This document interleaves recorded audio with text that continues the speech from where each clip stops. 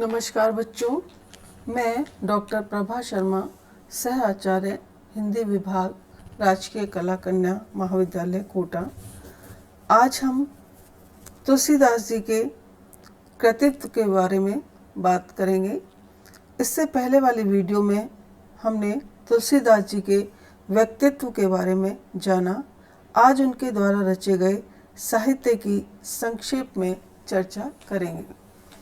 बच्चों, तुलसीदास जी की प्रसिद्ध और सुंदर रचना का नाम है रामचरितमानस। इसका लेखन कार्य अयोध्या में सन 1574 ईस्वी में हुआ था। इसे लिखने में गोस्वामी जी को 2 वर्ष 7 माह लगे।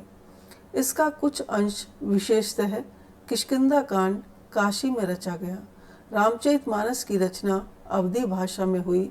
यह ग्रंथ दोहा चौपाई शैली में लिखा गया है। यह राम कथा पर आधारित ग्रंथ है। इसमें कुल 7 कांड, बालकांड, अयोध्या कांड, अरण्य कांड, किष्किंधा कांड, सुंदर कांड, लंका कांड और उत्तर कांड आदि हैं। तुलसीदास ने सर्वप्रथम रामचरितमानस को रसखान के समक्ष प्रस्तुत किया। रामचरितमानस में समन्वय की विशिष्ट चेष्टा की गई है। शैव वैष्णव, निर्गुण सगुण, ज्ञान भक्ति, राजा प्रजा आदि का समन्वय इस ग्रंथ में है। इसलिए आचार्य हजारी प्रसाद द्विवेदी ने कहा है, लोकनायक वही हो सकता है जो समन्वय करने का अपार धैर्य लेकर आया हो। उसका सारा काव्य समन्वय की विराट चेष्टा है। रामचरितमानस की रचना में कवि ने संस्कृत, प्राकृत आदि के विभिन्न पौराणिक एवं साहित्यिक ग्रंथों का उपयोग सम्यक रूप से किया है। कथा का मूल आधार वाल्मीकि रामायण है, परंतु अनेक स्थानों पर इसमें परिवर्तन एवं परिवर्धन भी किया गया है। रामचरितमानस तुलसीदास की प्रबंधात्मक रचना है। तुलसीदास ने रामचरितमानस की रचना स्वांतः सुखाय व लोकहित हेतु की थी। रामचरितमानस के राम लोक रक्षक हैं। वह शक्ति, शील एवं सौंदर्य के भंडार हैं। रचना कौशल, प्रबंध पटुता, सहृदयता की दृष्टि से रामचरितमानस हिंदी काव्य में सर्वश्रेष्ठ हैं। इसमें कथा काव्य के सभी अवयवों का उचित सामंजस्य है। रामचरितमानस की सबसे बड़ी विशेषता है कवि द्वारा कथा के धार्मिक स्थलों की पहचान करना। ऐसे मार्मिक प्रसंग हैं जैसे पुष्प वाटिका में सीता राम का मिलन, राम वन गमन, दशरथ मरण, चित्रकूट प्रसंग, लक्ष्मण शक्ति आदि। रामचरितमानस में प्रसंगानुकूल भाषा का प्रयोग है। कहीं कोमल तो कहीं कठोर वर्ण योजना जो पूर्णतः रसानुकूल भी है। भाषा में अनुप्रासंगिकता एवं अलंकारिकता भी दिखाई पड़ती है। रामचरितमानस में श्रृंगार रस का शिष्ट एवं मर्यादित वर्णन है।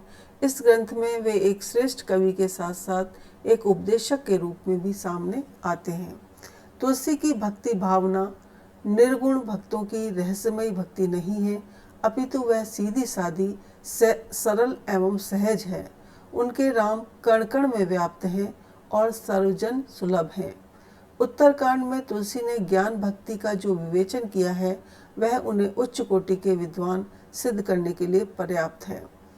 तुलसी का रामचरितमानस उत्तर भारत में इतना लोकप्रिय हुआ है कि वह हिंदुओं के पूजा घरों में स्थान पाता है। लोग अमंगल की शांति हेतु उसका पारायण करते हैं तथा उसके अखंड पाठ का आयोजन करवाते हैं।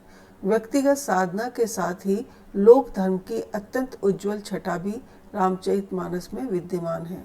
आचार्य शुक्ल के शब्दों में भारतीय जनता का प्रतिनिधि कवि यदि किसी को कह सकते हैं तो तुलसीदास को। रामचरितमानस के राम एक आदर्श चरित्र, मर्यादा पुरुषोत्तम है। समाज के प्रत्येक वर्ग के लिए आदर्श व्यवहार की कसौटी राम का चरित्र है। वह एक आदर्श पुत्र, आदर्श भाई, आदर्श पति, आदर्श स्वामी, आदर्श शिष्य, आदर्श राजा के रूप में समाज के सम्मुख आदर्श प्रस्तुत करते हैं।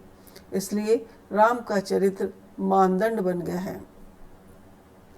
रामचरितमानस मानव व्यवहार का दर्पण है। तथा शुक्ल जी ने अपनी आलोचना पद्धति में तुलसी को एक ऐसा पैमाना माना है जिससे वे अन्य कवियों की नाप जोक करते दिखाई पड़ते हैं। दूसरी बहुत ही प्रमुख और प्रसिद्ध उनकी रचना है विनय पत्रिका। तुलसीदास की रचनाओं में विनय पत्रिका का बहुत ही महत्वपूर्ण स्थान है। इस काव्य ग्रंथ में 279 पद हैं तथा यह ब्रज भाषा में लिखी गई है। तुलसी के राम को जानने के लिए रामचरितमानस पढ़ना चाहिए और तुलसी को जानने के लिए विनय पत्रिका। भक्ति भावना की दृष्टि से यह ग्रंथ अद्वितीय है। इस ग्रंथ का प्रधान रस है शांत रस। सूरदास की पद शैली में इस ग्रंथ की रचना तुलसी ने की है। यह पद विभिन्न राग रागनियों में निबद्ध किए गए हैं, जिनमें प्रमुख है राग बिलावल, राग रामकली, राग बसंत, राग भैरव, राग केदार, राग टोड़ी, राग मल्हार आदि। कलयुग से संतप्त होकर तुलसीदास ने एक पत्रिका राम के दरबार में भेजने के लिए लिखी है और वे चाहते हैं कि माता सीता इसे राम के सम्मुख प्रस्तुत करें।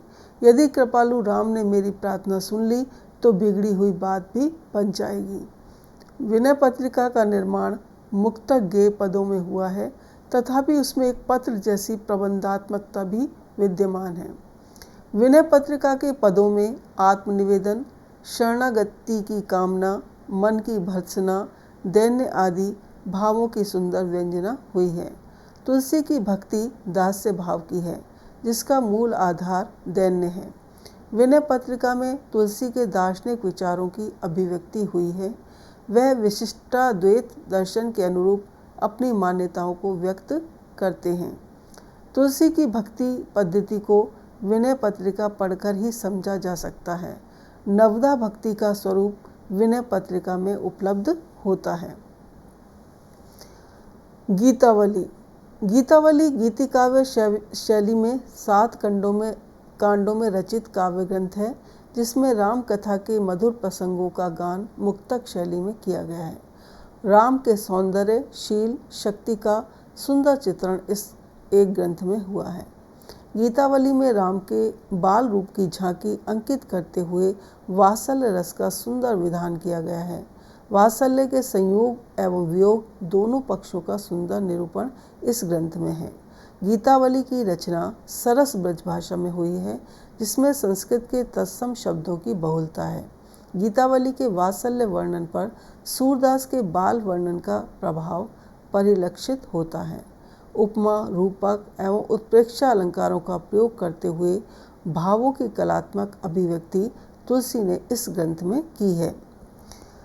कवितावली इनकी प्रमुख रचना है। कवितावली की रचना कवित्त सवैया शैली में हुई है। यह भी मुक्तक काव्य ग्रंथ है, जिसमें कवित्त, सवैया और छप्य इन 3 छंदों का प्रयोग हुआ है। इसे तुलसी की अंतिम कृति माना जाता है। इसमें भी 7 कांड हैं, किंतु प्रबंधत्व नहीं है। रामकथा से संबंधित कवित्त लंका कांड तक संकलित हैं और तुलसी के निजी जीवन एवं तत्कालीन समाज की दशा से संबंधित कवित्त उत्तर कांड में हैं। बाल कांड में राम के बाल रूप और बाल लीला की मनोरम झांकी प्रस्तुत करने के पश्चात सीता स्वयंवर का विस्तृत वर्णन किया गया है। अरण्य कांड में कुल 9 सवैये हैं। इसमें धनुर्धारी राम को स्वर्ण मृग का पीछा करते हुए दिखाया गया है। किष्किंधा कांड में केवल एक कवित्त है, जिसमें हनुमान जी के लंका गमन का वर्णन है। अंतः साक्ष्य के लिए कवितावली का आधार लेकर तुलसी संबंधी जीवन वृत्त की खोज की गई है। इसमें तुलसी की दुरावस्था, तत्कालीन अकाल, महामारी, अधर्म, पाप, अत्याचार आदि का सुंदर चित्रण किया गया है। कवितावली भी ब्रजभाषा में लिखी गई है, किंतु उसमें अवधी, बंगला, राजस्थानी, अरबी भाषा के शब्द भी मिल जाते हैं। कृष्ण गीतावली की रचना गोस्वामी तुलसीदास ने वृंदावन यात्रा के अवसर पर की थी।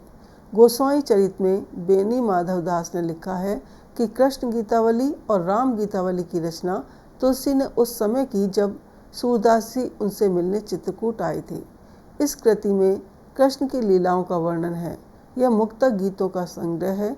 इसका प्रतिपाद्य कृष्ण की विभिन्न लीलाओं का वर्णन और सगुणोपासना की स्थापना है। कृष्ण गीतावली की रचना कृष्ण भक्ति परंपरा के अनुसार की गई है। बरवे रामायण, यह तुलसी की एक लघु काव्य कृति है। यह बरवे छंद में रचित है। इस कृति की रचना तुलसीदास जी ने रहीम के कहने पर की थी।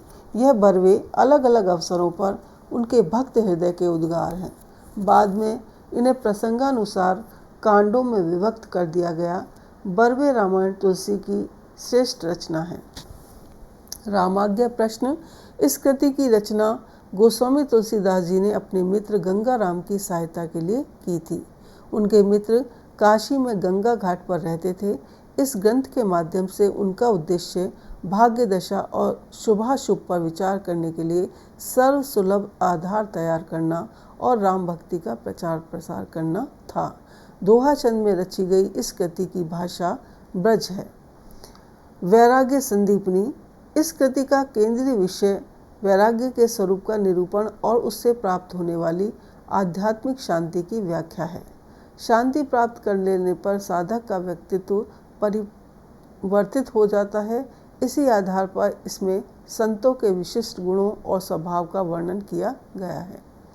पार्वती मंगल 90 छंदों की एक लघु रचना है। यह खंड काव्य है।